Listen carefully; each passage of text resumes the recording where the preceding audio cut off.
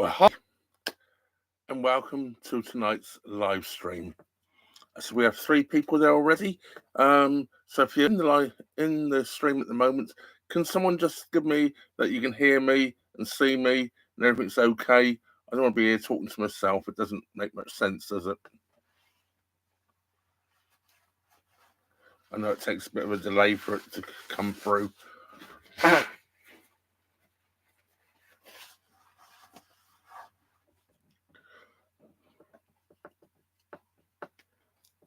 So I've got a drink of water to start off with.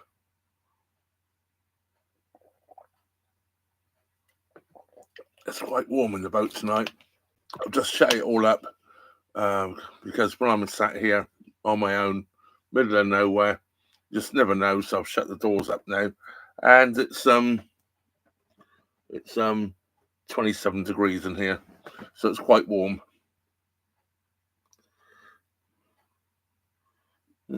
Can anyone let me know if you can hear me? I've seen. Can someone let me know if you can hear me? So I don't want to be talking to myself. Everybody, let me know if you can hear me. That'd be even better. I'm getting nothing coming up. Here we go.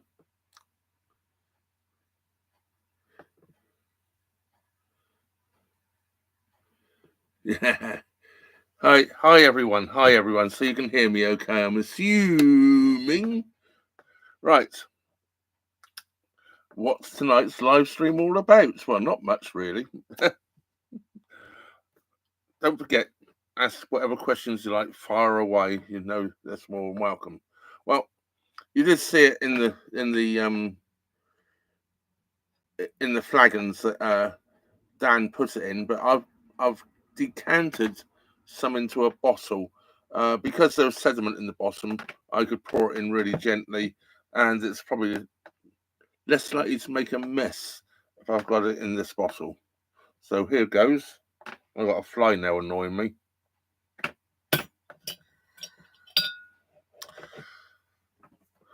And I haven't tried it yet, so I have no idea what it's going to taste like. I haven't tried it yet.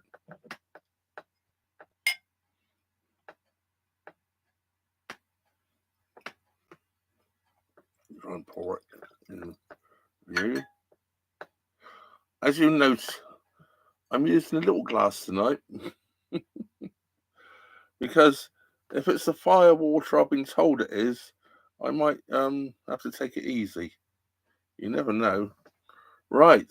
Cheers, everyone. Well, before I drink it, besides my mucky paw marks on there, my sweaty paw marks, it's got a lovely colour, hasn't it? Lovely colour.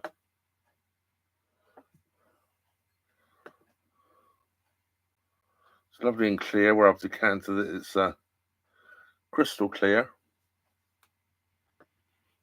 Ooh.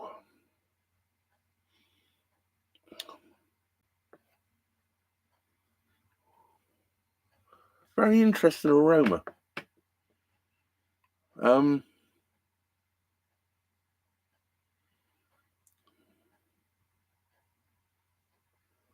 It smells of apples, but there's other smells going on with it. Alcohol being one of them. It's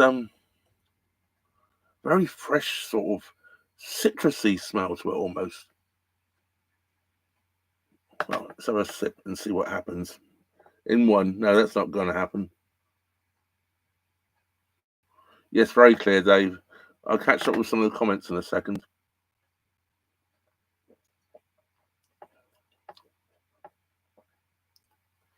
It was fairly dry, which I like. I like dry ciders. It, on the mouth feel when you first drink it, it almost tastes of nothing, and suddenly there's this huge burst of flavour, explosion. It's absolutely, I quite like that. I like ciders anyway, especially still ciders.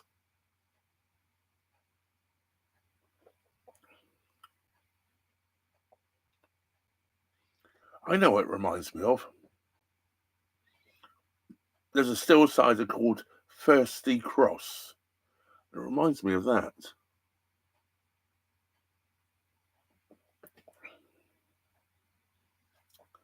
Well, I'll read some comments out before I fall over. I've just got to catch up here. Thank you for. I like reading, going through the comments. So thank you. Keep them coming.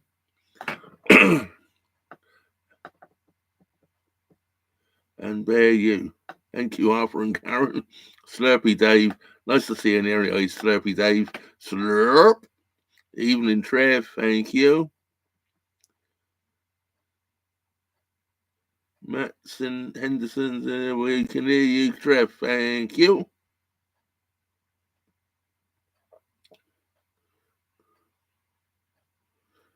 Lee's in here. Hi, Lee. A Sandfield Road layout in the loft is Lee. Narrowboat. Oh, it's just a narrowboat on there. Is that you, Steve? Narrowboat? Doesn't not saying that narrowboat precious jets. Is that Steve? I was trying to look at your. I think your icon is.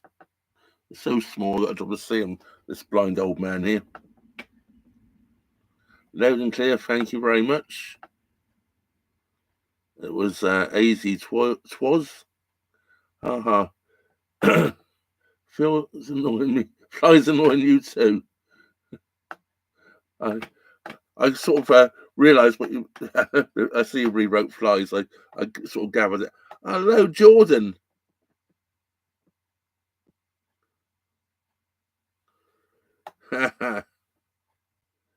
Very clear, Cider. Yes, it was.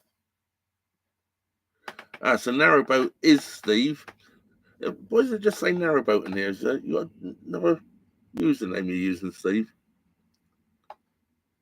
More ginger mead. If you want to do a live stream, taste that. Yes, I do. Because that was excellent. No, it's not going down in one. I think I would make myself ill. The ginger mead turned out excellent. Steve, this is the bottle actually Steve gave me the mead in, which I decanted it into. And it says on here, if you can see it, as I'm picking it up. There's too much light, I think it's too shiny. But it says mead 2401 or 290123 on there. Yeah, I'd had the bottle cleaned out and it sat in the back, and I thought, well, what should I put the cider into? So I decanted it into there. When Steve gave me that, he thought it was the ordinary mead, but it was a ginger mead. Oh, was it good? Oh, this is very good cider as well. Absolutely excellent.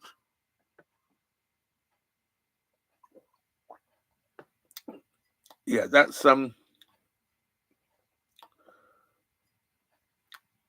like to know if it's been tested on the hydrometer to see what the specific gravity is on that, or the alcohol content, whichever.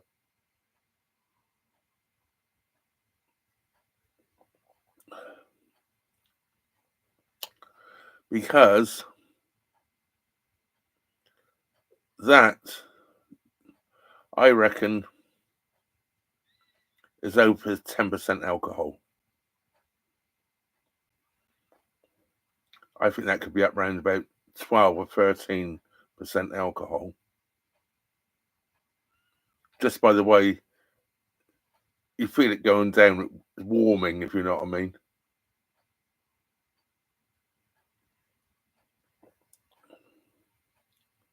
I think that's a case of, I will sleep well tonight, or pass out, one of the two.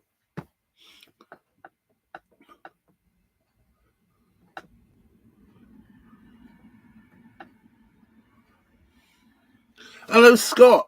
Oh, nice to see you in the chat, Scott. Scott, I don't know, a lot of people here wouldn't know. Scott was a good friend of mine when I lived back in the US. Yeah, I like cider, Scott. I don't know. Did you ever go to what was it called up Naperville? Not two full cider. No, I can't remember what it's called now. But I went there a few times. But the way the cider's made in the US, because of the legal regulations, are somewhat different to the way they're made in the UK. But well, it's the way the commercial ones are made in the UK, not the still ciders and what I call the scrumpy ciders. Anyway, this is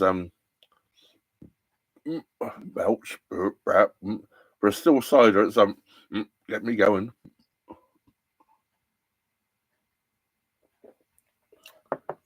Well, so you're still in the chat there, Steve. I came past your place today. Well, I'll say your place. Are you still mooring down at oh, whatever it's called? She was on the Coventry. I went in Charlie's. I can't think of the name of the place. Swan Lake Marina. I came past there today. I came back out. As you know, I was in the basin because you recognised the photograph I used. Yes, I was in the basin yesterday. I left this morning about 7 a.m. Came up, stopped at Charlie's about 8. Went into Charlie's, got some spices because I like my spices. Big bags, you know. I can show you what I got.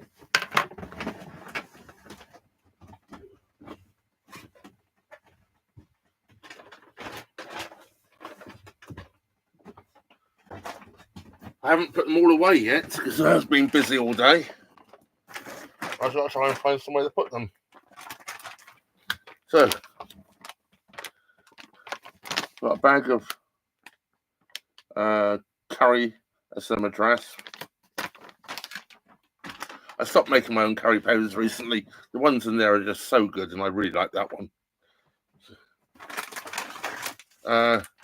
Tandoori masala. I use a lot of that. I like making tandoori chicken wings. So, there's a kilo of that.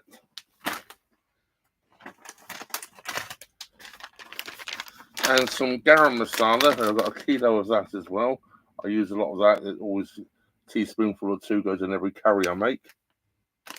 And a kilo of that. I only got a small paprika because I didn't have the big ones in stock. So I only got a 400-gram paprika. But I already have 2 of those on the boat, as I bought some the other week, paprika, because I'd run out. So I'm not short of paprika. And that was about it. I did buy a few things like still in there. I forgot to take those out as well. Some garlic. Yeah, so I bought some fruits and vegetables as well. Yeah, I got to find, because I've changed the cupboard around, where I used to store these, the space isn't there anymore. So I got to shuffle things around to find room to put them back in. Oh, I've scrolled up, didn't I? Now I've lost the chat, haven't I? I wonder why no, the chat wasn't coming up. Not getting the impression that you love it. Oh, I do actually. It's very good. It was a bit. It wasn't that I don't like it. I actually like. I like just about all ciders. It was a little bit different to what I expected. It's probably more to the point. Yeah, I don't know. I was expecting it. I don't know what I was expecting. I think it's actually better than I was expecting. Yeah, it's one of the. You got to be a bit careful with it, though. I was told to mix it with apple juice or something, but yeah, me mix it with apple juice. That's not going to happen.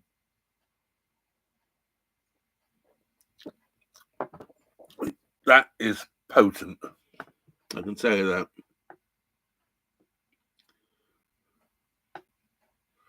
I made some prune and fig stout. I would love some bottles of prune and fig stout. I'll do a live stream with it.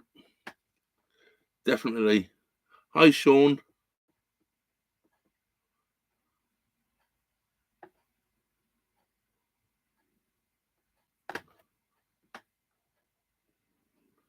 The BB off-piste.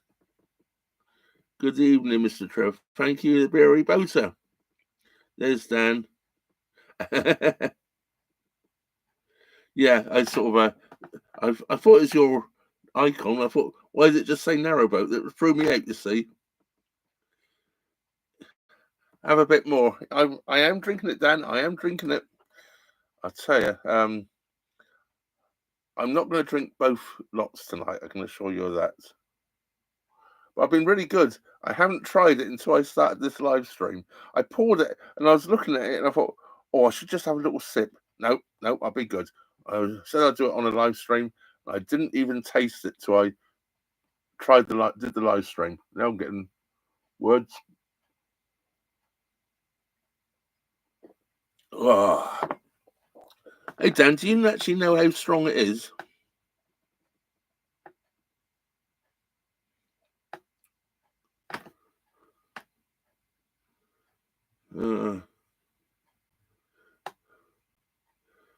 I've been having Viagra and prune juice for breakfast. I don't know if I'm coming or going. I'll tell you, that's definitely one of your sort of jokes.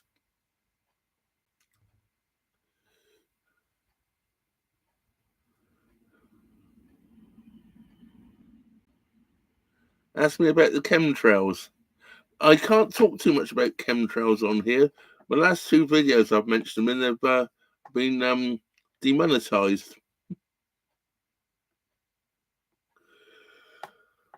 So obviously, you know, if you hit the nail on the head, you get demonetized because you know, you go against the narrative.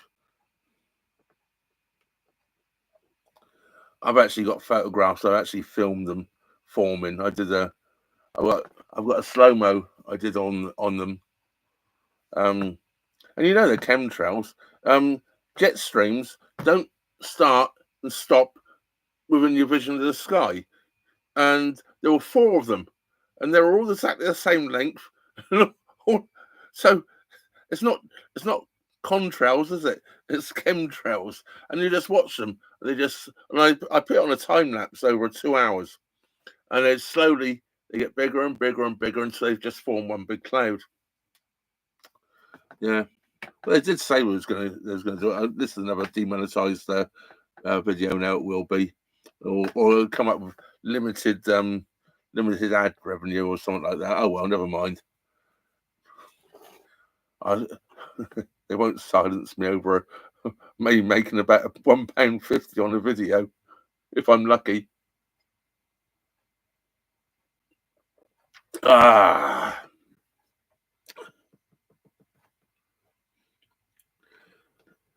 Dottie from Michigan.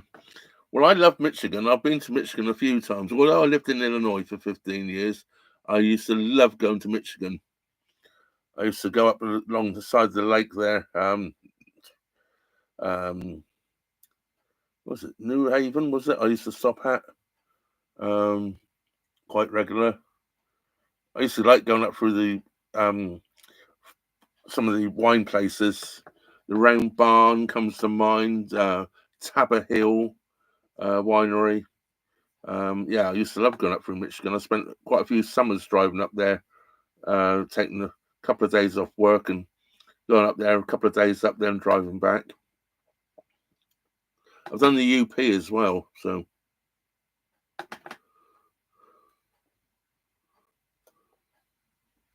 I'm just having to scroll down, try to not miss any comments.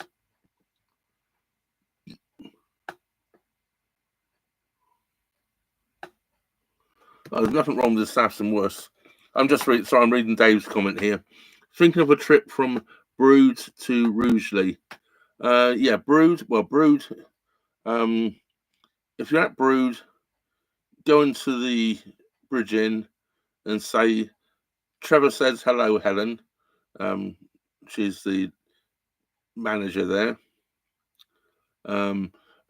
She's very nice, but and up the town, the other pub up the town, they've got some good beers in there as well. Unfortunately, the bridge is Marston's pub, but I like Pedigree, so I don't have a problem with that. And they also normally always have Banks's Mild on. And I quite like Banks's Mild as well, so I don't mind that either. The Staffs and Worcester, it's a bit narrow in a couple of places. Well, just after you come onto it from the Shroppy, you hang a left, and after about half a mile, you've got some narrows you have to go through. So summertime, it can be a bit tricky. There are passing places, but they're few and far between. It's a bit like the narrows on the Shropshire Union, actually. You know, there's a couple of places you can pass when you come through the deep cuttings there. Then you've got Tixall Wide. Tixall Wide is always nice to stop at for a couple of nights. Then, of course, you come out onto the Trenton Mersey, hang a right, down through the Trenton Mersey, Great Haywood. Go through Great Haywood Lock by the what's it, Chalmers? What's the name of the big house there? I can't think of it now. Then down through, got one more lock after that, and then you go on down to Rugeley. Rugeley nowadays, there's loads and loads of mooring at Rugeley. It used to be a bit tight. I always stop now before Bridge 66. It's just this is where they're putting all the new Armco in there, and it's wider there than the other side of Bridge 66. It's if you're heading south, by the way, not obviously if you're heading north. Where all the old mooring was very, very narrow, and if you're moored, it's very difficult for two boats to pass you. You're liable to get bumped around a bit. Where once you're north of Bridge 66, it's a lot wider, and two boats can pass you quite easily. So yeah, I like mooring up there. And it's not far to walk to the shops or town or whatever, you know, wherever you want to go. If you want a cheap beer, there is a Wetherspoons there as well. Quite a nice one, actually. So that's my input for that trip for you. Oh, you're near Sandbach, are you, Steve?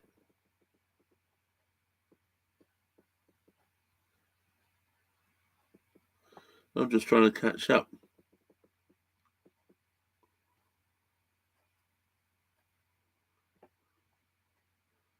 Love to go to the wineries. Yeah, me too, Dottie. Me too. I spent a lot of money in them as well. For some reason, I couldn't seem to go about leaving with about 4 cases of wine from every place I went to. That was the days when I was working. Now I'm a pensioner, you know. I've got to look after the pennies.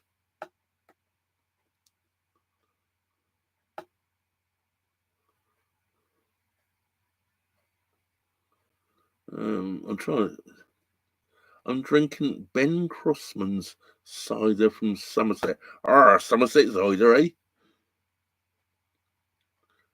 Lovely. And £10 for 8.8 pints.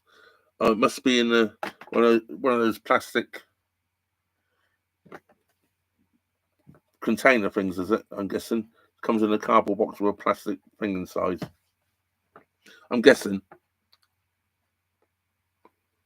Did you say go into the Bridge Inn and Trev has left one in the pump for me? Well, I know you was going there, Dave. I would have done. The last time I was in there was last autumn, September time. And I walked in there, and I hadn't been in there for 2 years. And I walked in, and there's the bar, like the lady who served me, the barmaid that served me. I didn't recognise. I didn't recognise her from the last time I was in there. And I was talking to her, and I saw Helen on the phone behind her, and I'm sort of standing at the bar, and this other girl was serving me. I've forgotten her name now. It used to be Sue used to work. Sue's gone somewhere else now. Anyway, and then Helen's on the phone, and she starts looking at me, and she's looking at me, and she's looking at me, and she goes, Susie pushed over, Trev, how you doing? So yeah, it was rather nice getting recognised, 2 years later. That's why, and I did a live stream from the Bridge Inn last year as well. And I'll tell you what, guys, I'm having a top up. I may have only got a little glass out because I was thought to be careful with this fire water.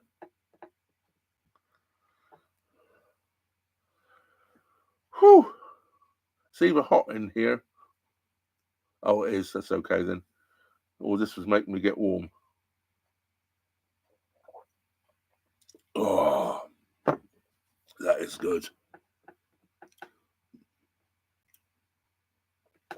I've never had Ben Crossman, so I can't give you any comment on that. She's did you say she's the mother of Diana's bodyguard when I lived in Oswestry? Oh, okay. Not quite sure what that relates to, but I must have missed that somewhere along the line.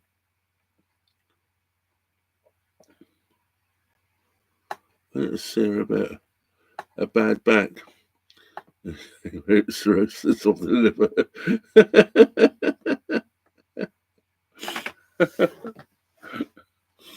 Oh dear. Oh. Whew. So I'm trying to catch up here. Blimey, Martin.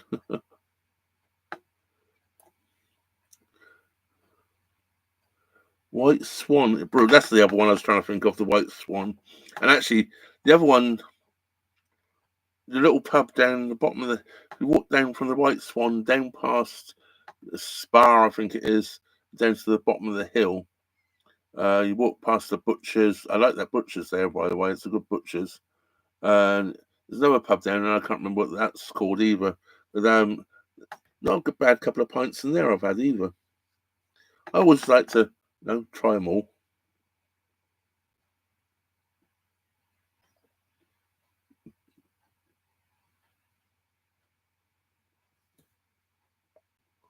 Oh, Dave. I'm not sure if they're getting better or worse, Dave. Can I read that one out? I'm not sure if I can. Did I tell you about my granddad spent 60 years on the canals? When he was 80, he fell in and drowned. But what a way to go. Yeah, Dave. Trev started the wobble, folks. Probably. I'd like to know what the alcoholic content of this is. I really would.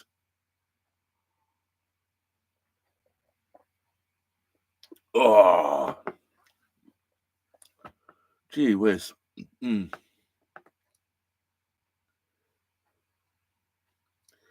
borrowing Martin Apple Doctor gag for my channel. It's brilliant.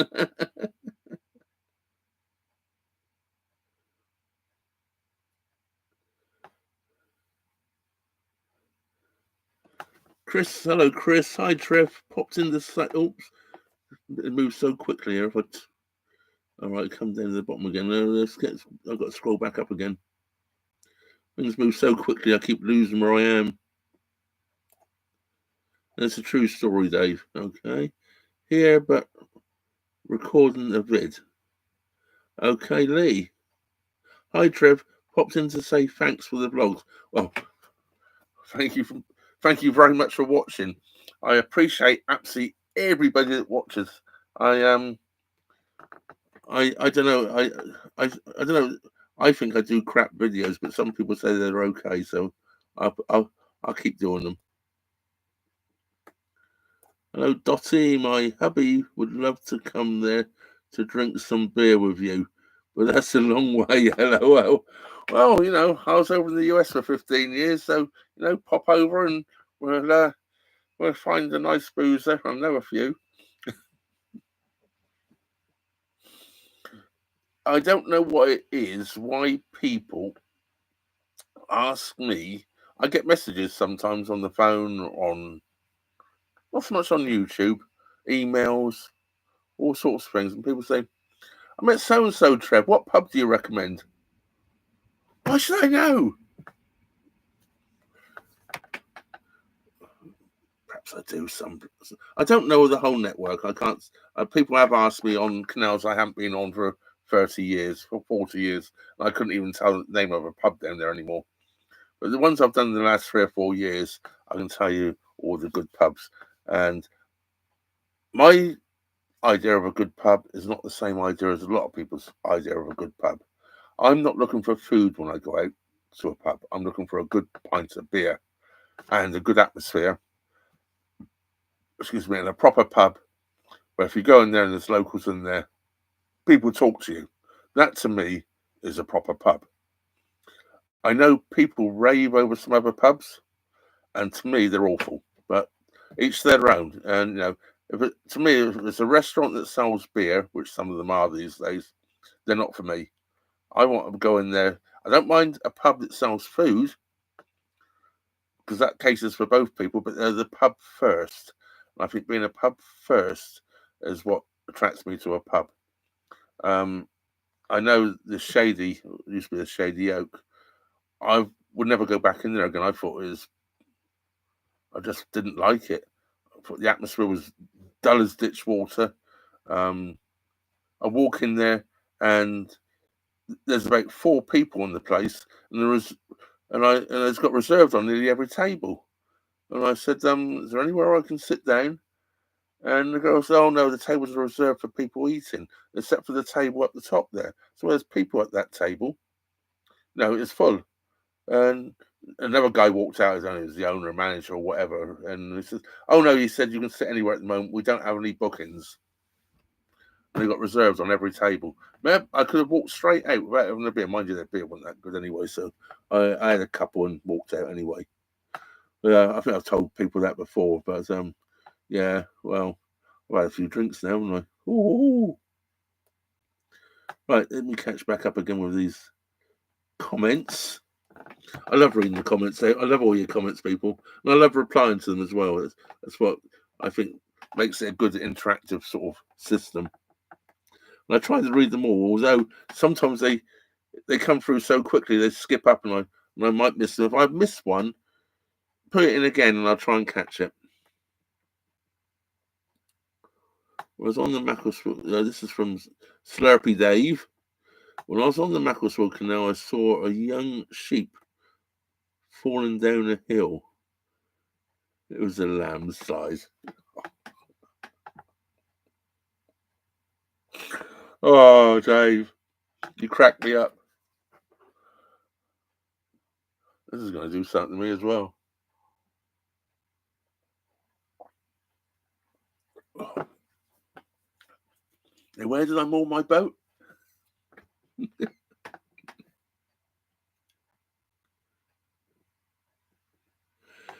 22%.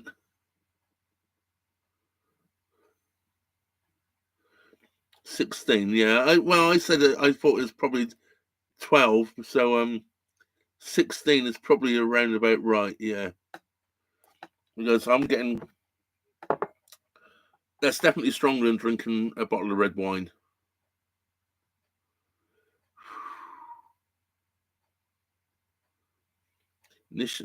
I'll read the comment out in case people haven't read it. This is from Dan, who made this delicious firewater. It's not firewater at all. It's actually very smooth to drink. The first initial reaction to me when I first drank it, not sure. It certainly grows on you, I can tell you that much. Anyway, this is the comment. We used a refractometer, Trev. It initially came out at 22% ABV, but we think it might be skewed as it was still fermenting. I think most likely 16%. Yeah, that doesn't surprise me. Lee says, hi, Chris.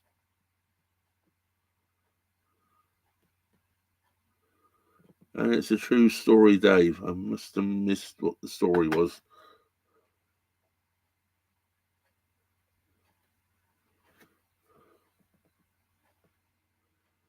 We would all like to have a pint in the pub with Trev, wouldn't we, folks? Well, I'll tell you what, anyone that ever meets up with me and we're ever near a pub, I can guarantee you we end up in the pub. I've had too many in the pub just lately. I met up with a few boaters just lately. I don't know if any of you watch The Amateur Boater, Tony, and if he's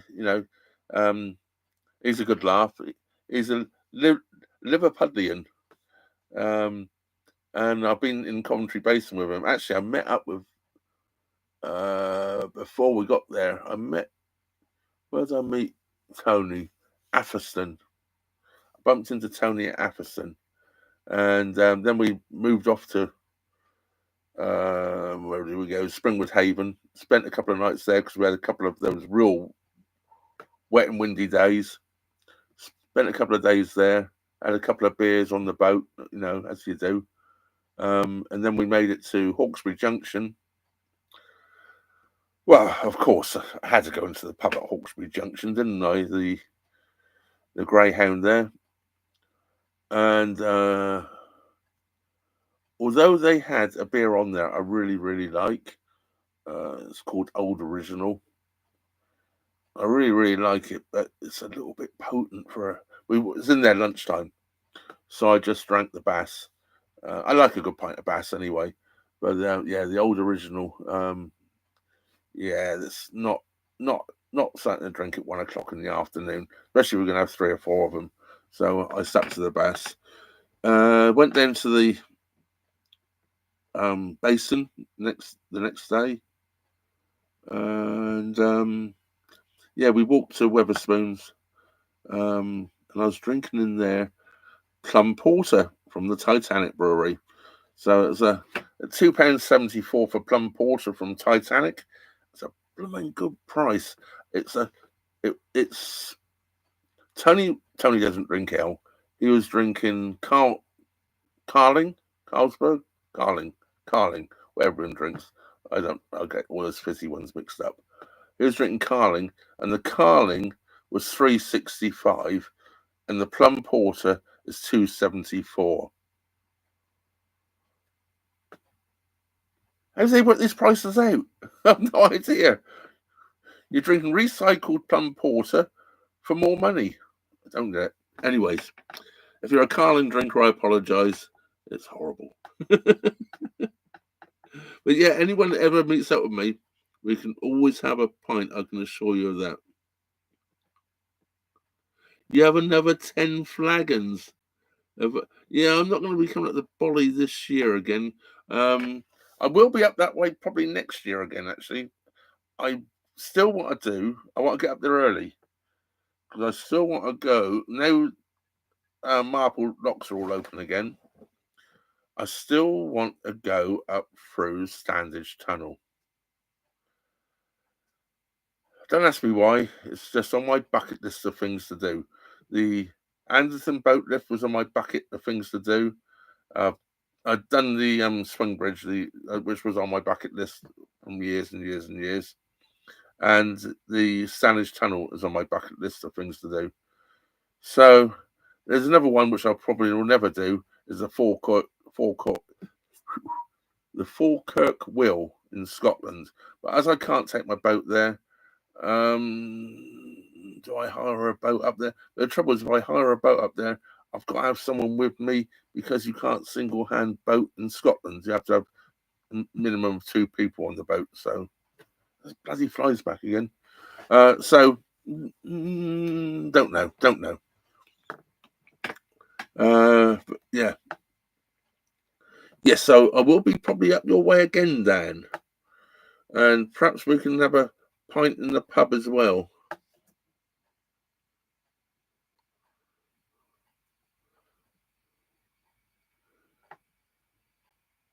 As I say, everybody I bump into, I normally end up in a pub with somehow. Don't ask me how that happens.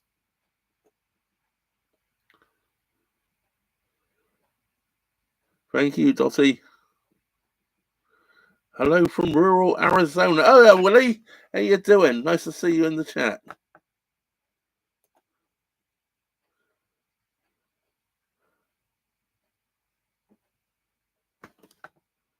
What name do we settle on, Dan? Was it the Hender cider or the Hindenburg? I'll tell you what, it should be the let's think of it. The hen bit I like is obviously your name. The Hendon fall over, the Hendon kick you in the goodies, the Hendon whoo.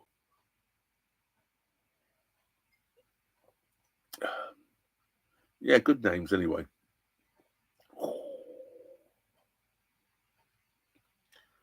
Yeah, split it with apple juice. No bloody way. Full effect. Oh. Hender cider. That's good, isn't it? Hender cider. It's a bit like Inder cider, isn't it? But or I haven't got a clue what I'm saying cider at the moment. I'm still trying to catch up with all the. Oh, I missed one here. A pub should sell pork pies and pickled eggs only. Oh well, I'm sort of with you there. But when I was in I did a little video on it. The Barton Turns warm pork scratchings, and you can either have you splash on hot sauce or Worcestershire sauce. They put them in a ramekin, and yeah. Oh, were they good? Warm pork scratchings. Every pub should have them. Oh,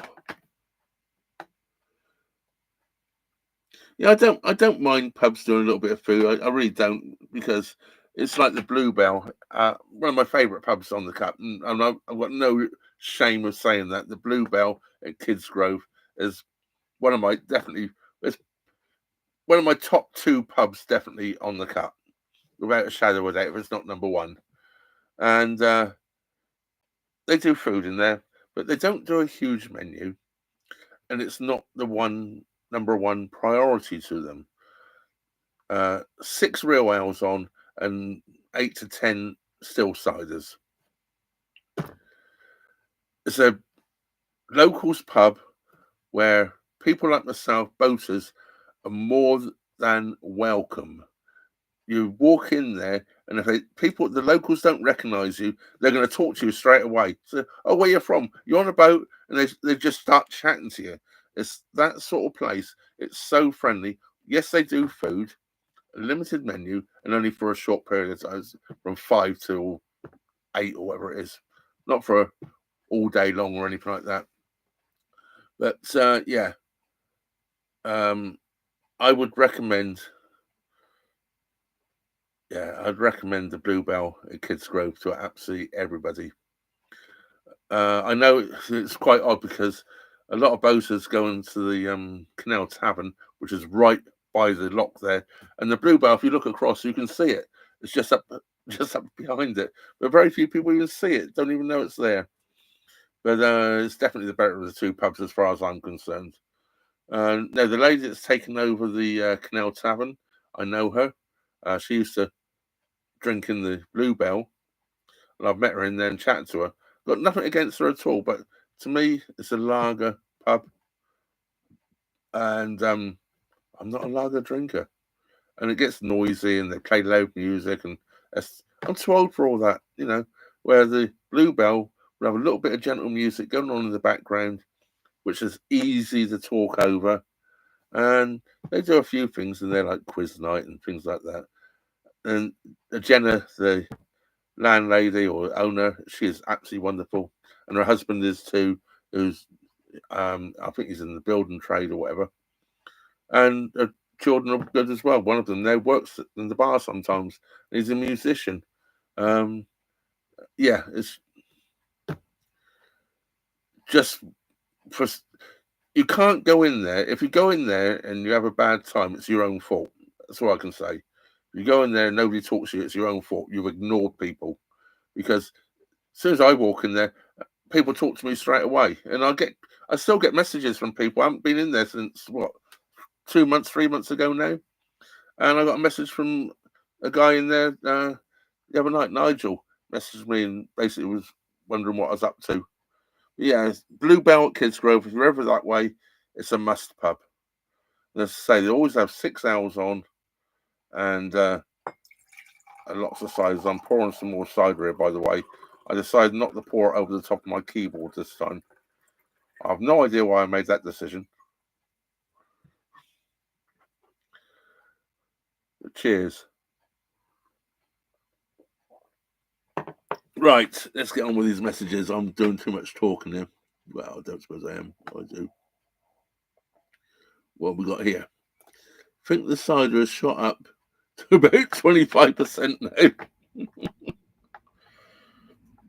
What I should do is a very good way of working out what the alcoholic content is. This may sound crazy, but what you do is you put a small amount, a measured amount, into a little plastic bottle, which you know exactly what's in there. And you put it in the freezer, and you leave it in the freezer for 24 hours, and you take it out, and whatever you can pour out is the alcohol. So whatever percentage you pour out, you know what the percentage of alcohol is in the cider. We used to do. Oh, gee whiz. Do I admit to it? I guess so. Back in the day when I was young, which was a long time ago, those cheap bottles of cider you could buy still get cheap bottles of cider, can't you? You used to buy them for, I don't know, 50p for 3 litres or something stupid. Just put them in the freezer and just pour off the alcohol and drink it. Or mix it with something. Just to mix it with orange juice or something. It was a real cheap way of getting a spirit, basically, because you just basically have neat alcohol and just make a mixer with it, tonic or whatever. Oh, yeah. Those were the days. Trev's going to be moored up for a month. Well, I'm moored up in the middle of nowhere. Sorry, my eyes watering here, people. It happens sometimes when I drink. Yeah. Well, I left Coventry this morning at 7 o'clock. I went up, as I say, to Charlie's and bought some spices. I then went up to Gallagher Business or Retail Park and went to Aldi and did some shopping. I know Tesco's is like 2 bridges further on. When I came down, and I think it'll still be the same, the Coventry Canal at the moment between Atherstone to Coventry Basin is about a foot down of water. And I couldn't get anywhere near the bank to moor up at Tesco when I came down because I was going to go there shopping. So on the way back, and I could just about get into the bank by the whatever the pub's called there. It's a Hungry Horse pub, the Signal Box. And I struggled there, but I got within, I don't know, 7 or 8 inches of the bank. So that was good enough. I could step off of that and jump off of that. But I was 2.5, 3 foot away from the bank at Tesco. I'm fairly deep drafted, so I wasn't going to risk it on the way back up. So when I got there, I just went to Aldi and did some shopping, which actually I went in there and actually I picked up a few bargains, so that was quite nice. Yeah, didn't buy any beer though. Probably just as well. It'll take me a week to get over this. Yeah, well, right, we're doing. Right, I'll get a catch up in here, am I? So anyway, I was going to tell you is where I got to. So I came back up to Hawkesbury Junction, and I came through Hawkesbury Junction, and I was going to moor up shortly after. And I thought, well, gee whiz, it's not even 12 o'clock yet. I'll keep going. So I thought I'd stop at Anstey. I know if I stop just before Anstey, there's right on the sharp bend there. There's more than for 2 boats. It's the Armco there. It's the only place there's Armco along there. It's on a big bend. And I thought, right, I'll stop there. Well, there was 1 boat on there, but he plonked himself right in the middle of the Armco. So he had 25 foot in front of him, 35 foot or 40 foot, probably 40 foot behind him. I couldn't fit on it, so I thought I'll stop at Nancy. I know if once I get past the main, go under the bridge, and the main first two or three moorings, I get past those, get past the bend. And more up there, I get good internet because I had to think of somewhere good internet tonight to do the live stream, and couldn't get more there either, could I? Just full. So now I'm thinking, well, where the hell am I going to go to now? And I remembered, I don't know what bridge holes I'll come under, but as you get the golf course on each side, you come the golf course. There's an underpass which you can go to both sides of the golf course, just that pass there, and then you get quite close to the railway tracks. And you've got the railway tracks. You're on an embankment. The railway tracks are on an embankment, which are just over that way on me. And for some reason, I stopped here once before. You got a pin in. There's no Armco. It's a stone side, which I don't like pinning in. I knew I got good Armco here once before, good internet here once before, and I got here and I thought I'll just check it's still good. I think this is the spot I mauled once before, and I had 51 megabits per second download and 31 upload, I think it was. So that's perfect. I can do a live stream, no trouble at all. So I stopped here, but I won't stop here. I shall move on in the morning because I'm pinned in, and the pins are already starting to go loose where a few boats have gone by this afternoon. So yeah, and I'm double pinned in both ends, so I know they're going to pull out if I'm not careful. So I shall move off again in the morning, I think. Right, I've got to catch up with her again in a month. If he drinks anymore, yeah. Read that one. And with Dave again, Trev walked in a pub with a piece of tarmac under his arm. He said, "Can I have a pint of bitter and one for the road, please?"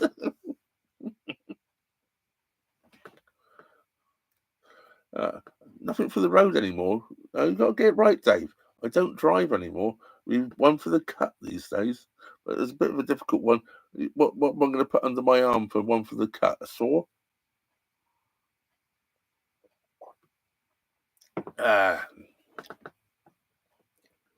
Hi from myself and Nikki. Oh, hello, gee whiz. Gary. I'd say memory loss juice. That's what you should call it. It's memory loss juice. I'm doing very well, thank you, Gary.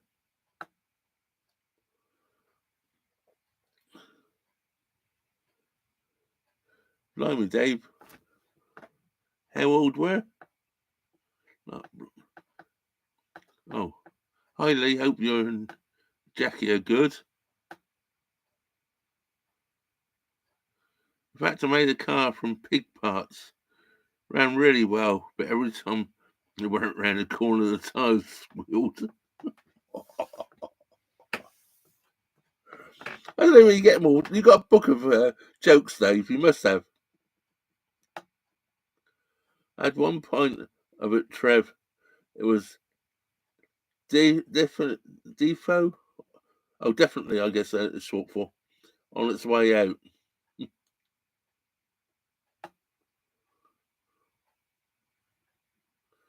Sounds like a proper good pub. Oh, it's going back to the Bluebell. It's definitely a good pub. There's a few good pubs. I recommend quite a few pubs around the network, but that one it's top notch, absolutely top notch. And I've never known anyone, especially a boater, go in there and not feel welcome. They really do welcome everybody in there. And the other nice thing about it is you get a good mix of age in there. And I've never ever seen one even getting close to a bit of trouble, even on their beer festivals. I was there for their beer festival back in May. I wasn't there for the August one. I was there too now. No, there for the May one, and it's absolutely heaving. You know, you like this almost in the inside the pubs. Inside the pub, in all the rooms and outside. There's all outside. They've got bands playing. They've got live music on and all beer outside as well and everything. And it was absolutely heaving when I was there in May. I don't know how many people were there. There was a lot. And not one time did you ever feel there was ever going to be one bit of trouble. And everybody was drunk, but yeah, we all get drunk at those beer festivals, don't we? But everybody just walks home and off they go.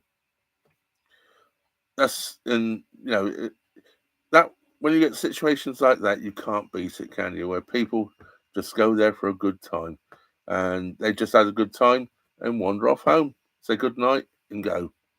I got some catching up here to do again. I know I have, because I see it keeps scrolling up on me.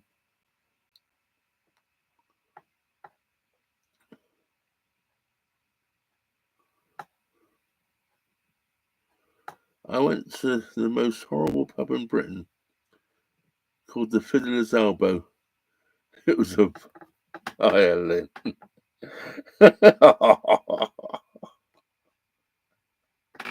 Oh dear.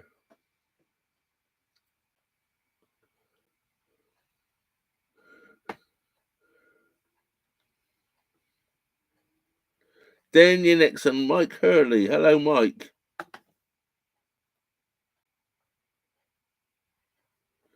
And Dave Dot, give up the don't. I guess you mean don't give up the day job.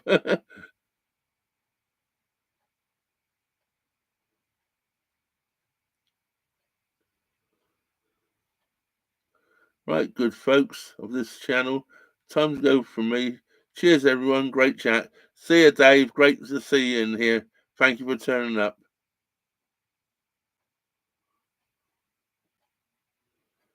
And Lee says bye, Dave, and Martin says bye, Dave, and Dave says cheers, Martin. We've got Matt down here again.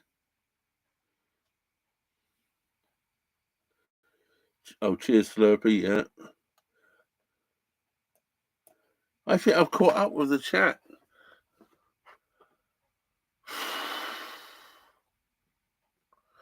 Wow.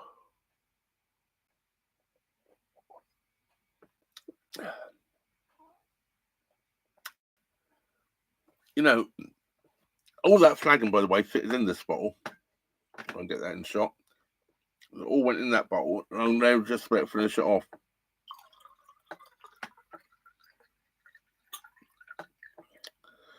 And once I finish drinking this, guys, I think I'll be ready for my bed. Oh dear. Is it coming up to 9 o'clock? 20:58. Been going for nearly an hour talking a load of bullshit. Yes, Dottie, Dave's jokes is that Dave makes the chat with all his jokes, doesn't he? He's so good at them all. I'm just gonna have to have a little bit of a wash down there with a little bit of water.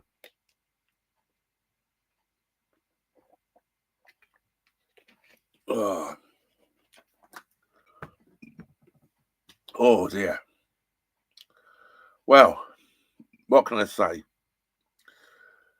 If you want to get drunk with 1 pint of cider, go and speak to Dan.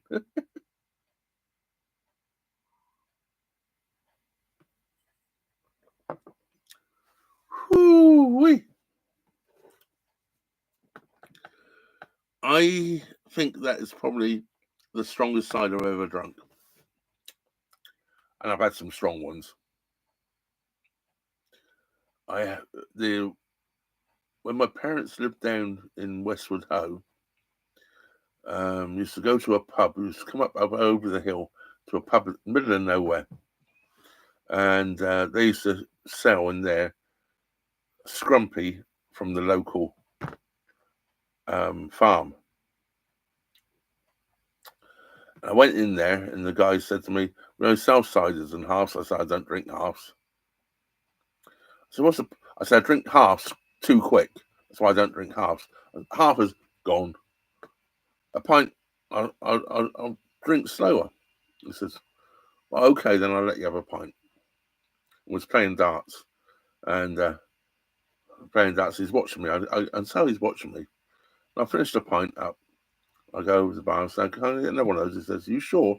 So I've watched you playing darts. You're still throwing your darts. Okay, I guess so. So give me another one. Well, I didn't give it to me. Of course, I bought it. And my brother was driving, so yeah, he didn't know. He just didn't know. He wasn't drinking the cider. I can't remember what he was drinking. Anyway, I got another one, which he served me a third one. By which time, at the end of this third one, I started chatting to him. I said, "Do you have any idea how strong this stuff is?" And he said, "Somewhere between 12 and 14%. They always come out at. I don't know which one this one is." So, but it's somewhere between that. So, bloody hell, that's strong stuff. So I don't want any more. I said, "We're going in a moment." And I said, "My darts are starting to not go quite so straight as they used to were." And he said, "I spotted that." And I said, "Anyway, it's time to go." I felt fine. It's the middle of winter. And I walk outside, it's lovely and warm in the pub, fire going and all that, you know what I mean? I walked out in the cold air, I got boom, like walking into a brick wall. I didn't fall over or anything, but gee whiz, did it hit me? Whew, that was a long time ago. But anyway, back to here. Where we got? Are we going and getting the cheese and red wine, Trev? Well, cheese and wine go together very, very well. If you've got a crap bottle of red wine, just eat some cheese and it tastes great. Guaranteed. I mean, that's why the French always have cheese with their wine, because some of the village wines are not the best in the world. But as soon as you eat some cheese with them, they all taste good. One pint of cider, that is a challenge. One that I can get behind. Bring it on. Yeah, well, this one, according to Dan, who makes it, is at least 16% alcohol. So it's yeah, it's a decent amount of alcohol. Yeah, and yeah.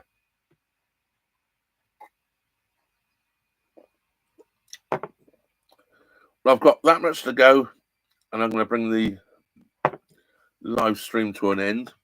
I really appreciate everybody being here,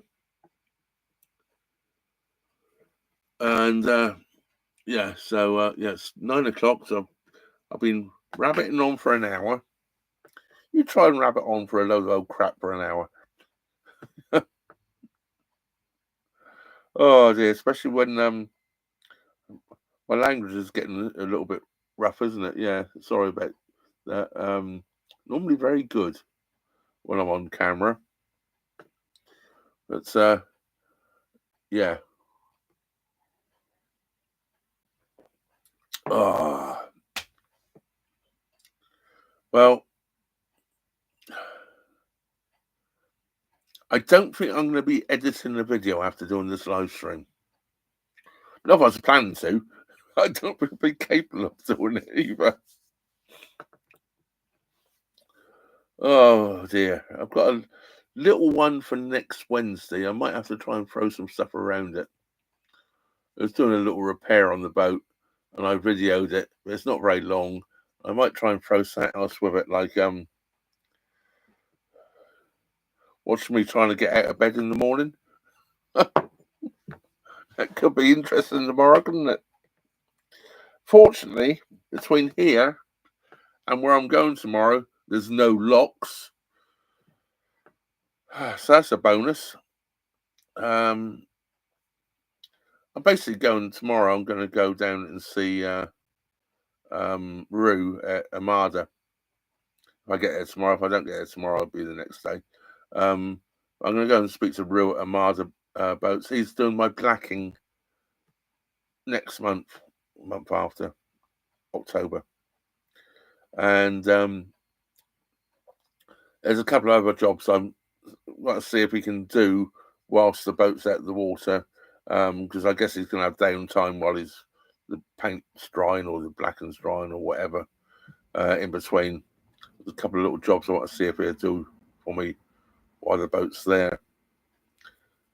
And I thought the sooner I get there, the less chances he's going to have something else booked in at the same time. So I'm just going to go down and have a chat with him. And I haven't decided yet. I might have a chat with him as well. I've only arranged at the moment for regular blacking. I might change it to 2-pack.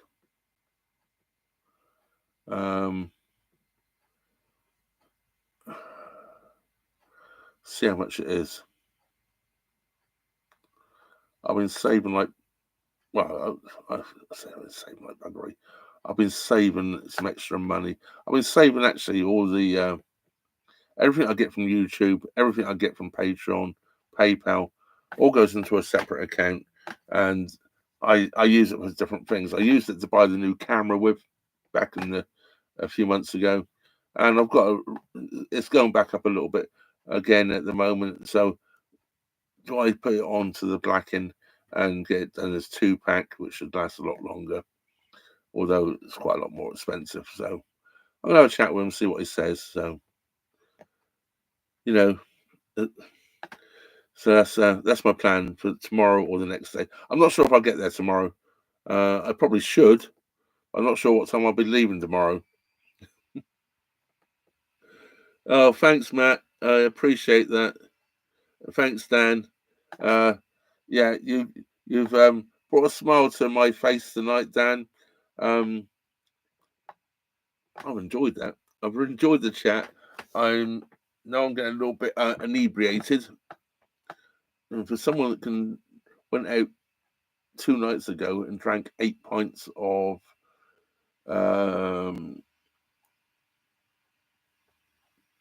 plum porter by Titanic Brewery. I had 8 pints the other night and walked the half mile back to the boat with no trouble at all. I don't think I would be walking half a mile after drinking this tonight, but there you go. Thank you very much, Claire. Very much appreciated. Right, let's try and catch up with the last few comments here. Quality entertainment tonight, Trev. Glad I stopped by. Thank you very much, Matt. I always appreciate everybody stopping by.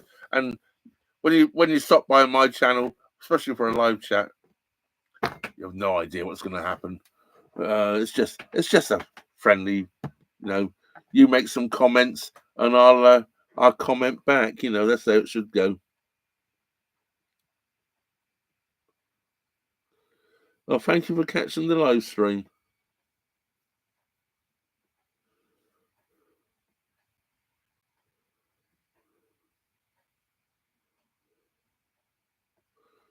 Yeah, you know what? Titanic Porter is what? 4.5%? It's not exactly strong, is it? And it was over. I got there at what? I walked down there about 3 o'clock. As I walked down, Tony wasn't ready to go. Tony met me down there about 5. I already had 4 pints, and then we had 4 pints each, and we walked back about 8. So it was over a 5-hour period. So it's it's a long period, isn't it? But I do like their Titanic Porter.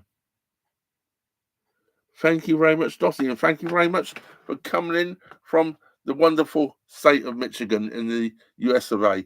Because I do like Michigan. I prefer Michigan over Illinois, where I actually lived. But there you go. I will keep smiling, and I always have a good time nowadays. I'm retired. I live on a boat. What more could I want?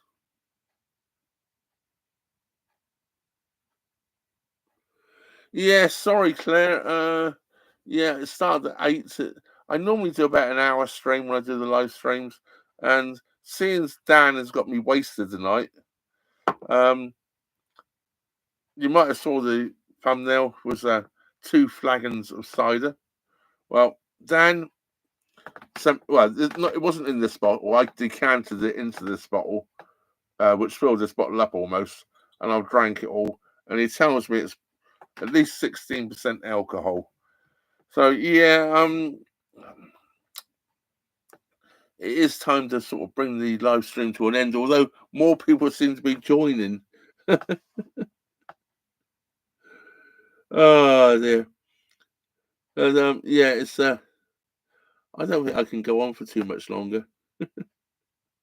I'm doing very well, Willie. I appreciate your comments. I always appreciate everybody that comments on my videos when I do them, negative or positive. I don't delete any of them unless they're rude, because that the YouTube algorithm doesn't like those. So if people start putting in comments which are obscene, not so much to me, I don't give a toss. Obscene to me, I don't care. Water off a duck's back to me. He's too old in the tooth for all that rubbish. But no, people talk about some things sometimes and they're a bit nasty. So I don't actually delete them. I just hide them from everybody else so nobody else can see them except for the person that put them up. But yeah. But yeah, otherwise, yeah, I try to answer every single comment. Just like tonight on the live stream, I try and go through all the comments, although they're all going up a little bit quick tonight, and I was struggling to keep up sometimes. I never actually put it on slow mo. So if you put some people put them on slow mo, so you can only actually put one comment a minute up. I don't do that. I leave it so if you put 2 or 3 comments in a row, they'll all pop up, so I see them all. Yeah, I try and keep it. I try and keep it as friendly as possible. It's supposed to be a laugh and a joke, isn't it? I do a live stream as a laugh and a joke.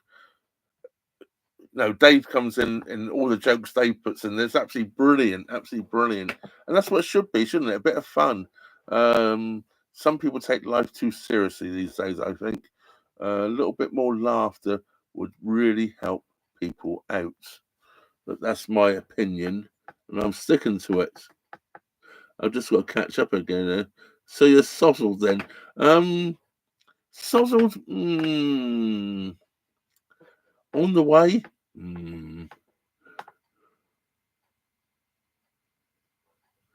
Sure, it cranked it on the cut. Yeah, I have been.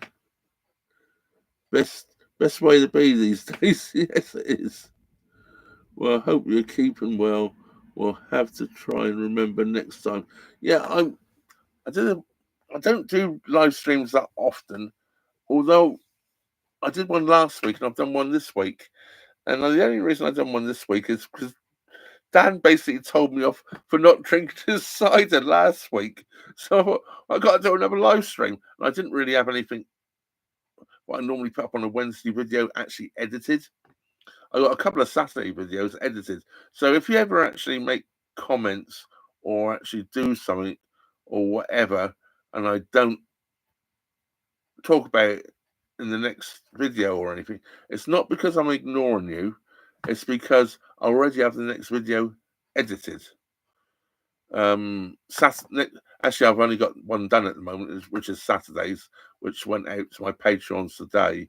I actually edited it a few days ago. I just remembered getting around to finishing it off today. So yeah, I've got quite a lot of cruising videos done, but I don't really have much else at the moment. So I've been doing a couple of live streams. I might have to. I've got to fly back again, so I might be doing a few more live streams. I normally only do the live streams in the winter months because I'm not off the boat so much. So I normally, sit down, 8 o'clock at night in the middle of winter. It's nice to do a live stream. Although it's pitch black out here now, and it's only 9 o'clock at night, so the nights are drawing in. But yeah, anyway, Stormwatch. Oh, if you're a druid, you're on my planet. Always a pleasure to catch Trev on the live. This fly is going to die. Live streams are cool to do. I like live on my channel. Then, Trev, I think you're outstanding. Hence the cider contribution. Well, Dan, thank you very much. It's made a great video, hasn't it? Well, it has to me anyway. I First saw your boat in lockdown and started watching you. Thank you very much. I think it's amazing. Well, thank you for that. Definitely. There's something come up. Oh, Bolly, let me know. I will do. Um, I definitely will do, and it's probably. Oh, Holshire's in as well. We appreciate your honesty. Yeah, well, the real world is what I do. I don't do BS. Yeah, when I come up to Bollington next, I'll definitely let you know, Dan. And it could be early next year. It could be March time. It could be. It could be definitely that sort of time, or even earlier. I think as soon as I get my boat painted, I go to my parents for Christmas. So I stay in this area, rugby sort of area. I might do a trip down. I haven't decided yet. After Christmas, I might run down to. I probably will actually. First of all, I'm going to run down to Milton Keynes and see my good friends Steve and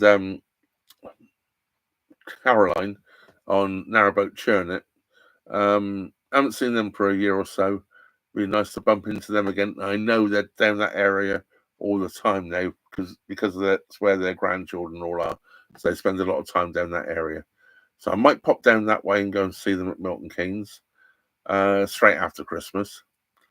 And then it'll be turn around. My next video is called Turn Around Trev. I'll watch that and find out Saturday why it's Turn Around Trev. And I'll come back and I'm going to head straight back up north again. I'm a southerner. I was born in Winchester, okay? I prefer the north. I just prefer the north. I think the people are friendlier up there. When you go into a pub, you don't get ignored.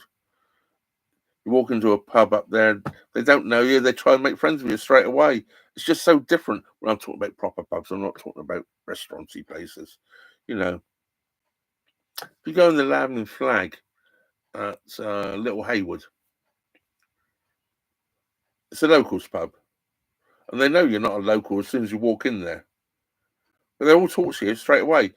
Ask you, where you're from, what you're doing. They know, obviously, you're not a local straight away. Me, Hampshire hog accent. And they just start chatting to you. And before you know it, you're in there. You're in rounds. You know, the locals are buying you drinks and you're just in rounds chatting and having a good time. It's amazing. Just... And I don't know. I was going to say I'm not really a people's person. I guess I am, but I'm quite happy on my own as well.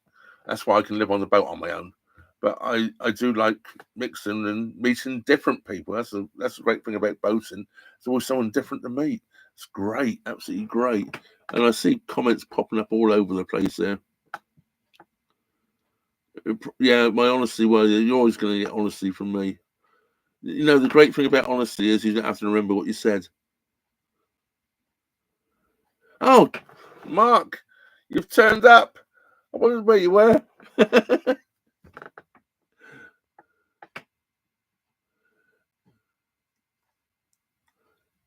When it was GTSY. Gritzy? No. Lost me on that one. The cider sounds like the proper job, which reminds me I have some in the kitchen. Yeah, proper job. Well, proper job is it's the Cornish brewery, isn't it? Forgot what they're called now. Yeah, you know what? As IPAs go, or it's an American style IPA, I drank better ones in America. That's what I'm going to say about proper job. I drink it. Don't get me wrong.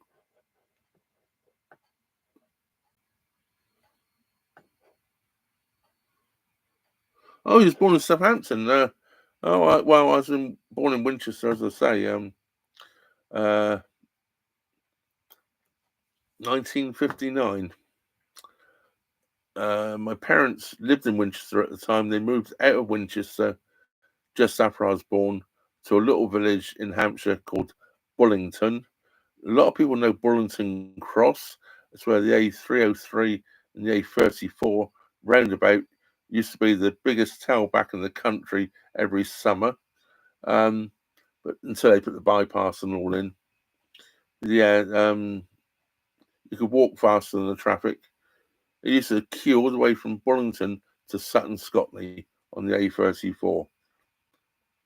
2 miles. That's 2 miles down to Sutton, Scotland. Then those roundabouts would clog up as well. It was a nightmare in the summer, absolute nightmare. And if Fruxton was going on, which is down on the A303, um, you can forget it. 10-mile tailbacks were all the time. Absolutely horrible, horrible, horrible. And that was back in the 60s and 70s. So with the amount of traffic on the road today, just think what that would be without the bypasses in.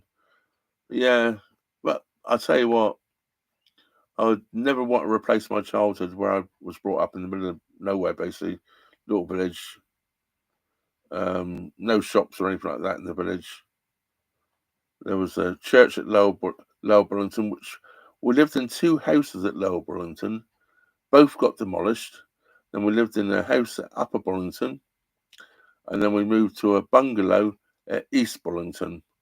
And then before I bought my own place, my parents moved to a house in Stoke Charity, all in a very small area. And then I moved to Basingstoke, where I got married for my sins and worked in Basingstoke. And this is nearly gone, and I said I'll be ending the live stream when it's gone.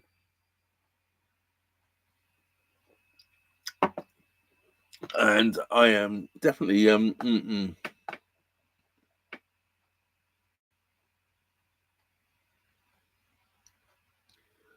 born in 65. So you identify as a senior come January. Okay.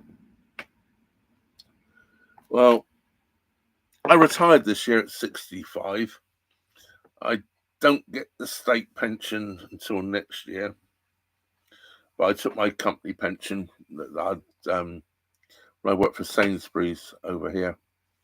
But I'd worked for ITC Canal Electric originally, and I transferred that pension into Sainsbury's when I joined Sainsbury's. It'd been sat stagnating really for a while because in between I worked for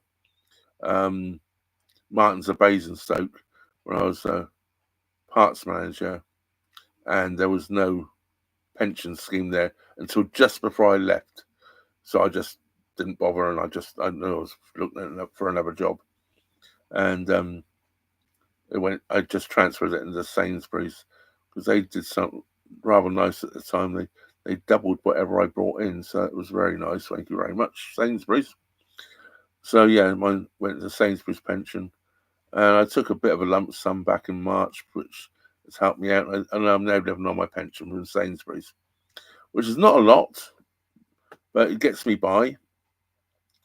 After I've been just living on income I made from the sale of my house when I sold it in America, basically for 5 years or 4 years anyway.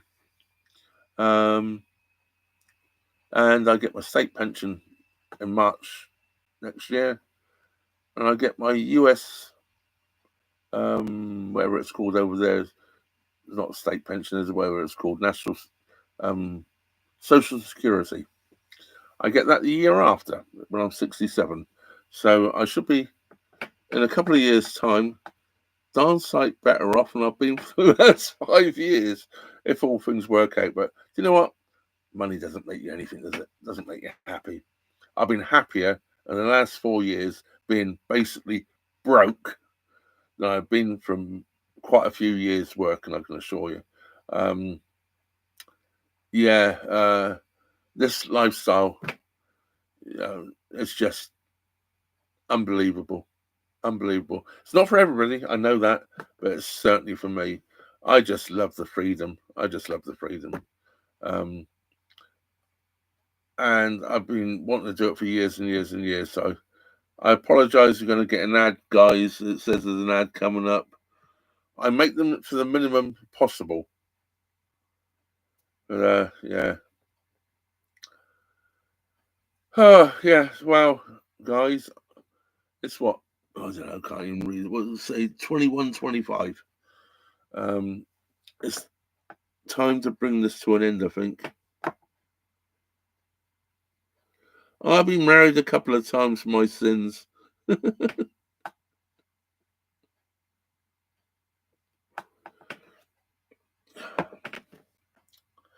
Downsides side downsides of living on a boat.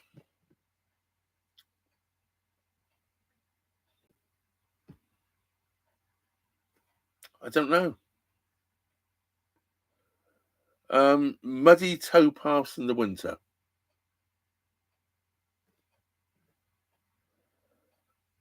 Actually love the winters on the boat. The canals are quiet. If you get, do you know what I really love in the winter on the canals? You know when you get those days when it's a clear blue sky, you get up in the frost in the morning, but it's not too cold so the canal's frozen. Get up, no wind, crystal blue sky, and you cruise down the canal. You don't need much more than a woolly shirt on, basically. You know what I mean? What do we call them? You know, a hoodie, and it's not windy. And you're just cruising along, and there's nobody around. It's just quiet. The only thing you hear is the birds singing. That is probably what makes winters on a boat. And the solid fuel stove I've got keeps me lovely and warm. You know, I can have it at 26, 27 degrees inside this boat quite easily, no trouble at all. -10 outside, you know, and you're toasty inside. It's absolutely no problem at all. Keep warm inside the boat. And that's what everybody says. It's got to be so cold. It's the opposite. I've got t-shirt and shorts on at the moment, and I'll be wearing t-shirts and shorts if I do live streams in the middle of winter. If you watch any of my live streams I've done last year, middle of winter, I'm in t-shirts and shorts, middle of winter. Because you can just keep your boat so warm with the fire going. Downsides, I don't know, paying the CRT for basically doing nothing to help boaters, but there you go. There's always downsides, aren't there? They're anti-boaters, but there you go. That's another story. I'm not going to get into that one right now. Lock ladders, slippery lock ladders, yeah.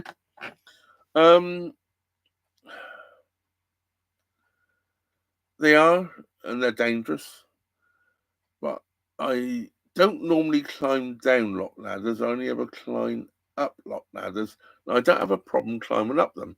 So what seems to be easier to pull yourself up than watching where you're coming down. Because what I normally do, instead of climbing down them, I'll pull my boat out of the lock, jump on at the bottom of the lock into the front of the boat, run through the boat. So I don't walk down the gunnels of my boat. They're too narrow. My size 13 feet just don't fit on them. Come through the middle of the boat, back to the back, and take the boat out. So I don't normally walk down lock ladders. I only normally climb up them. And I don't have a problem climbing up them. I always find pulling yourself up is a lot easier than trying to let yourself down. So, yeah, that's one reason why I never, ever do locks when it's icy. Because literally around the top of the locks are obviously very slippery. And I don't normally do them if it's raining unless I get caught doing a flight of locks in the rain because they get slippery. The flagstones around the top of the locks get slippery, and I'm single-handed. There's nobody around if I have an accident, so I don't normally do them in the rain. Everybody calls me a fair weather boater. I don't care. Call me what you like, but I don't do it for safety reasons more than anything. If I'm cruising like I'm going to do tomorrow from here to where I'm going to Armada. If it happened to rain, yeah, it's uncomfortable, but I got no locks to do, so it's not the end of the world. And I probably just wouldn't bother anyway because I don't have to be there tomorrow. Really, I can be there whenever I want. Really, so that's always the bonus of the way I move my boat around. I don't really have to be anywhere. The only place I have to be is Armada Boats on the 28th of October. So I think as I'm only about 4 hours away right now. I might make it. Just got a feeling I'm going to get there in time. Although I plan to go there and talk to Rue, and I'm probably going to carry on then. And I think I'm going to go to Napton. And do you know why I'm going to go to Napton? I'm going to go up to the cidery at Napton and have a few drinks. There's another bloody fly pissing me off. And have a few drinks at Napton. Charlotte, who's owns the place with her husband, who does all the making the cider, sort of friends of mine. I've known them for a long time. Go up and see them. I haven't seen them for a long time. And try some of their wares. I told you, I do like a cider. And I see things coming up all over the place here. And I've been ignoring you all, guys. I've been talking just my old dribble again. I've got downsides yet. Born in 58, all original parts. Yeah, you're a year older than me, Mark. Yeah.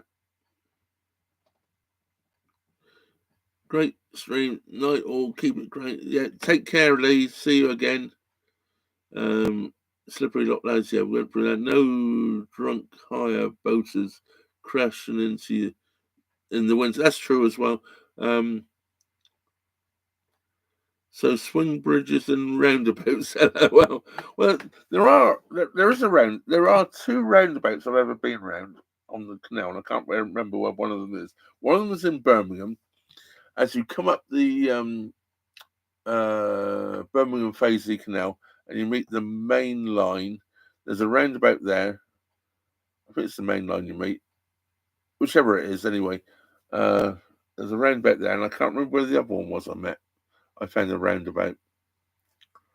Not really roundabouts, it's just a post in the middle of the canal, but they are roundabouts. You have to go round them. Well, I think you can go round either way. I don't know.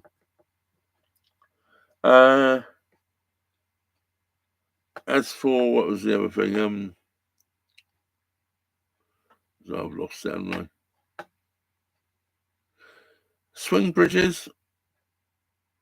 Don't have a problem with them.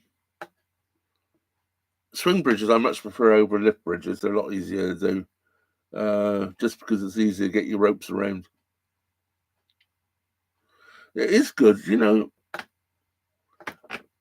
and it's not for everybody. Tell you straight up, probably 50% of the nation would hate boating, probably more. Hate it. Because, well, I've got a bloody great TV sat there in front of me. Never watch TV. YouTube, that'll do for me. I'm not a TV addict. I do try and always find places where I've got decent internet.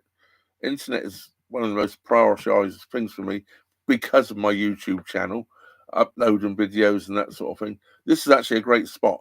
If I had another video ready to go right now, I would upload it because I've got good upload speed here. It's about 4 times faster, actually more than that. It's about 8 times faster than it was in Coventry Basin. And I'm in the middle of nowhere. Crazy, isn't it? The download speed in Coventry Basin was very good, actually. It was up in the 40s, but the upload speed was like 4, 5. Not very good. Here, 31. It's just, no. And there's nothing around. I'll tell you what I think it is. And I found this out a few times.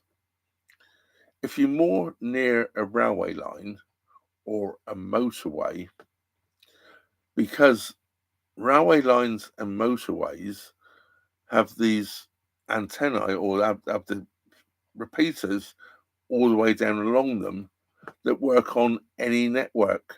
So if you're traveling in your car or you're sat on a train, you always have internet. And because these trains go past, and I'm right by the train track here, and I can see where it is just up on the hill here behind me.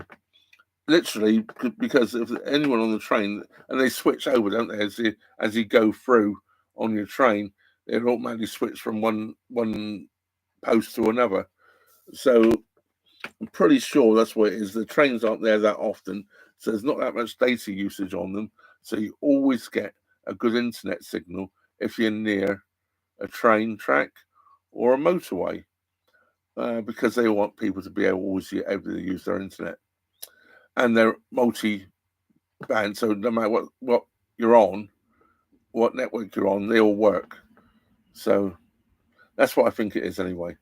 If anyone can prove me wrong on that or tell me I'm wrong or whatever, let me know. But it's just how I say it works, because it works every time. I'm right by a train track, great internet. But there you go. Right. Good food is always easy to get because I cook it all myself. Uh, I extremely rarely eat out. Perhaps once a year. I occasionally actually might pick up something like fish and chips if I know there's a good fish and chip shop. Because there's nothing special in fish and chips. It's just fish and chips, isn't it? You know what I mean? And I like it occasionally. And I very occasionally might get a doner kebab. Perhaps once a year for both. But as for eating out in a pub or something, doesn't really happen. I have done it once this year, only because I was with another boater, and we ate out that night. But otherwise, I cook all my own food, so I always eat well. Yeah, one thing I can do is cook. I ate very well tonight already. That's probably why I'm still standing up at the moment, because I had some very good food before I made a curry. I made a chicken and vegetable curry before I started this stream tonight. Right, I've got to make a move.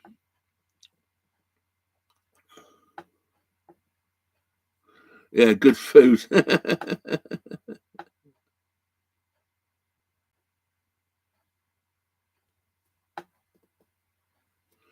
14 quid. The last time I got fish and chips was in Stone. When I was in Stone, £7.60, and it was enough chips for 4 people, decent sized piece of cod. I do you know what I ate? I didn't eat half the chips. I put them in the oven the next day, warmed them up, and I made a curry sauce and went over the top of them. Yeah, I can sort of cook.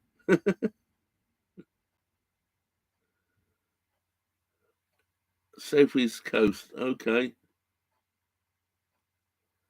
On a housing estate, wow, that's unusual because the housing estate ones are normally the cheap ones. I'd say one of my best favourite fish and chips is Middlewich. King's Lock Fish and Chip Shop, opposite the King's Lock pub by the King's Lock. I go in there and they make their chips with Cheshire potatoes, and it's in Cheshire, okay, so it's always local potatoes. I don't normally get fish in there. I normally get their steak and kidney pudding, which are steamed. They keep them in the steamer. They're steamed. Steak and kidney pudding, chips, and mushy peas. It's less than 7 quid. And whenever I'm in Middlewich, that I always get it once when I'm there. Yeah, it's just one of those go-to things I get. Steak and kidney pudding, it's just so rare to see these days. I love steak and kidney pudding. I like steak and kidney pies as well, but steak and kidney pudding, chips and mushy peas. Simple food, real simple food. I cook much fancier food on the boat, but it's just, it's simple food sometimes. It's just the bee's knees, but it's good simple food. That's the difference. It's really well made, proper, simple food, which I quite enjoy occasionally. So what I made today for lunch or dinner or whenever I ate it was darn sight fancier. All the ingredients that went into my curry I made. But there you go. Anyway, guys, I've been rabbiting on now for an hour and 40 minutes. I'm pretty sure you're fed up with listening to me. It's definitely time for me to go. I couldn't enjoy it just think. Oh, it's just disappearing. I couldn't enjoy it just thinking about 20p a chip. Oh, that would be painful, wouldn't it?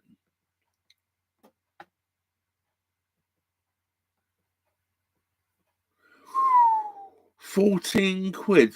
Wow, for a small pot of chips with a bit of sauce. And mind you, it's just like when I used to go to when I was in the US, and you go to I don't know, the Black Hawks or something like that. I never used to pay for anything because it was always paid for. Or go to the what's the worst one for prices was the speedway there. Just outside Juliet Speedway. I think it's called Juliet Speedway anyway. And you watch them doing the quarter mile, and they charge you. This was now I'm going back 10 years, and it was £7 for a bottle of Bud Light, which I won't drink anyway, so I didn't ever get it. And I thought, I'll get a bottle of water instead. A bottle of water was £7 for a bottle of water like that. It was £7 or $7, I'm guessing. Sorry, and I got some. It was what did I get there? It wasn't a burger, but it was a bit like a burger. It's called. I can't remember what they called it. A rib, bit like McDonald's is that McRib thing. I've never had one, but I've seen them advertised. It's a bit like that, a rib and a bit of bread, reconstituted blooming junk, and that was $11. And this was 10 years ago. Fortunately, I wasn't paying, but you just think, gee whiz, someone's making some money. Good night, Claire. Yeah, cheers. See you all next time. Thank you very much, Mark, for coming in. I'll say, Mark, I'll be going and seeing Rue at Marder Boats tomorrow. I think you'll know what I mean. Yeah, I've done some long ones in the past, but it's longest for a long time, Willie. You're right there. You're still early.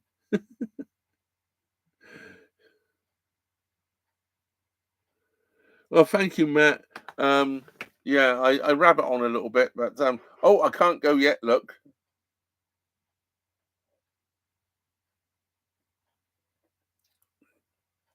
I can now.